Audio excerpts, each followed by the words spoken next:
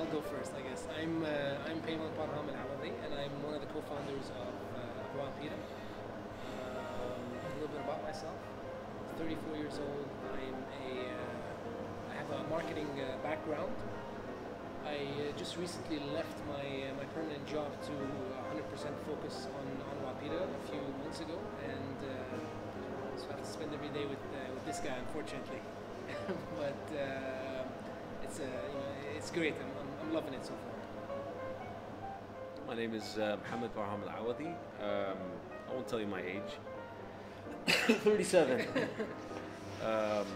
And my background is in consumer goods, so I work with companies like British American Tobacco, Philips, Nivea, Beiersdorf. So a few years ago we had the opportunity to start Wild Peeta, and I quit my job and decided to follow our passion, our dream, and here we are.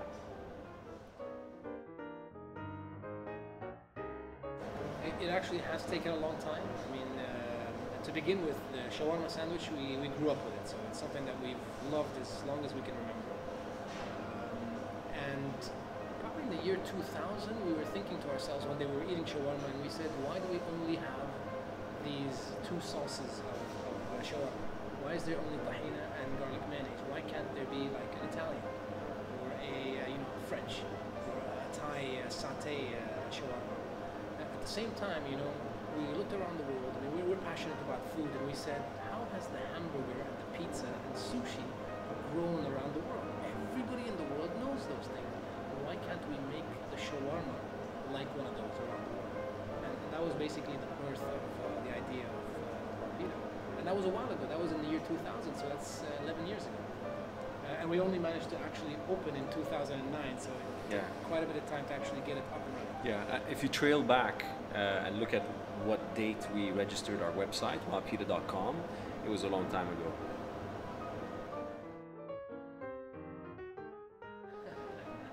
I'll let you answer that. You answered that very well, actually.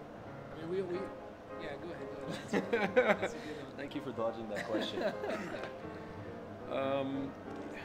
I guess on the, if you look at it from a surface perspective, there is no real shawarma brand anywhere in the world. There's shawarmas, but there's no shawarma brand. So that is one thing that we wanted to achieve. We want to create the world's first shawarma brand and to take that internationally. The second thing is probably our approach to our business. We're certainly hands-on. We're here every day, and when we first started, we made the sandwiches. All the recipes, we made it. We made it in our kitchen, and then we sold it here. So we cut beef and chicken off the skewer, and we dirtied our kandoras. We cleaned the tables, and we talked to customers.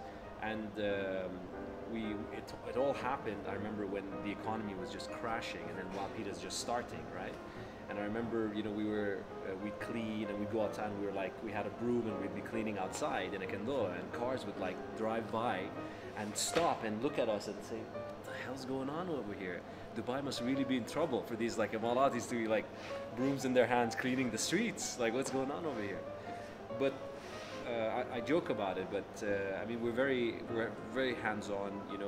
We're very grassroots. We started from the bottom, and I think other small businesses, they appreciated that. We're just just two guys.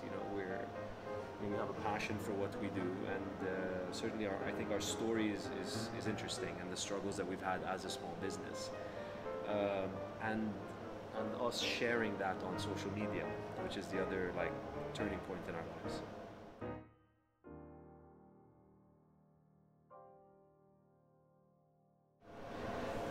I think being a democratic brand, the people have a huge role to play in Wild Peeta, and we were lucky where when we started Wild Peeta, there was this growth of Twitter users within the region. So we were one of the early adopters in that respect. I mean, we didn't think it was going to get to where it is today. It was just we're a small business, and we're looking for inexpensive ways to communicate ourselves and what we do and our brand to an audience. So we started off with one follower on Facebook, who was my father, and then we grew that to 2 or 3, which was my mother and my brothers and everybody.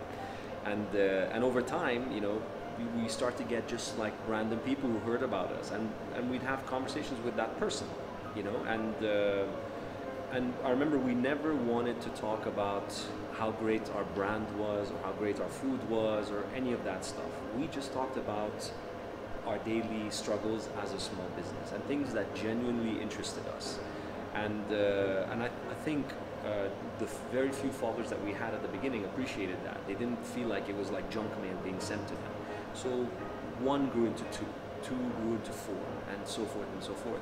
So over the years, we've organically grown our following, and we also never looked at it as a number game. We never wanted a quantity of followership. We always wanted the quality of followership. So today we have about, I don't know, I think 6,000 followers on Twitter, a couple of thousand on Facebook. But these are hardcore Wild Peeta followers, and to give you an idea of what that means, when we tweet that we just put beef and chicken shawarma on the grill, people literally walk in through that door. When we say who'd like a caracchino, people walk in through that door. And we see that as a huge strength that we have, and we use it for the community as well, where there's a lot of great community initiatives that are going around, a lot of amazing small businesses, and we use that to raise awareness for those sort of things.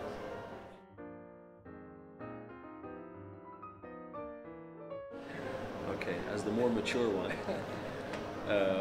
I think the only advice that I would probably give anybody is, if you're going to do something, do something that you have a passion for.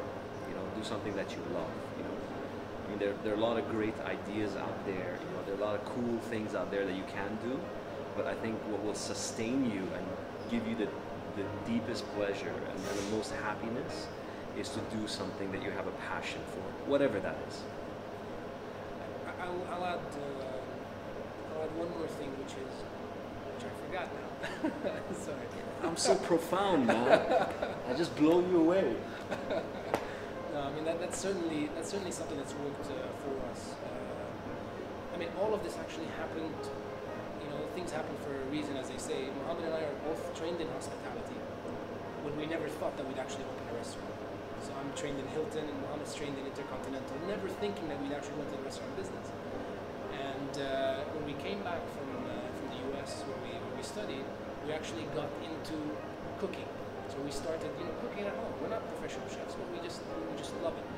And we read a book by a famous cook called Anthony Bourdain, and that actually, I guess, pushed us more into the whole cooking side of things. And the rest is really history. The whole brand, the learning of how brands operate and how brands are developed and things like that. I think what Payman's trying to say is everything happens for a reason, and you may or may not know it, but it'll all come together one day. So I mean, everything that's happened to us, I think, in the past has built up to this point, and where we're going to be in the future, we have no idea.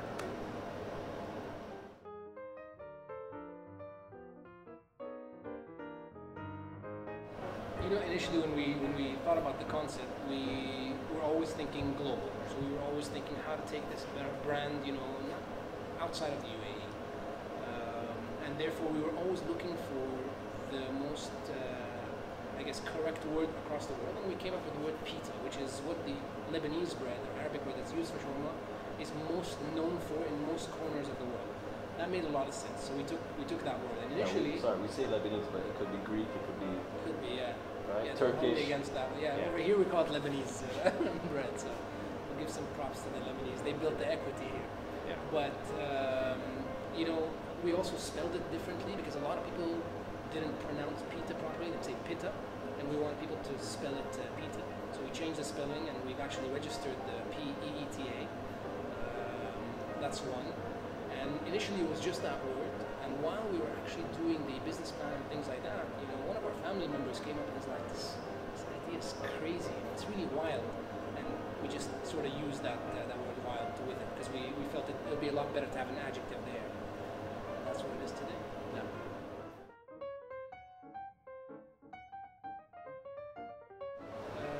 check us out on Twitter, obviously. So I'm at Gourmet Shawarma. I'm at Wild Peeta. You can also check us out on Facebook, and the group is Wild Peeta. And also, if you need to contact us by traditional phone, it's 800 Wild WILD. Hi, I'm Payman Parham Al Awadi. And I'm Kanye West, and we're Wild Peeta. There's nothing wrong with the screen on this side. Candoras do come in black and white. Keep it locked in to www.thinkup.ae.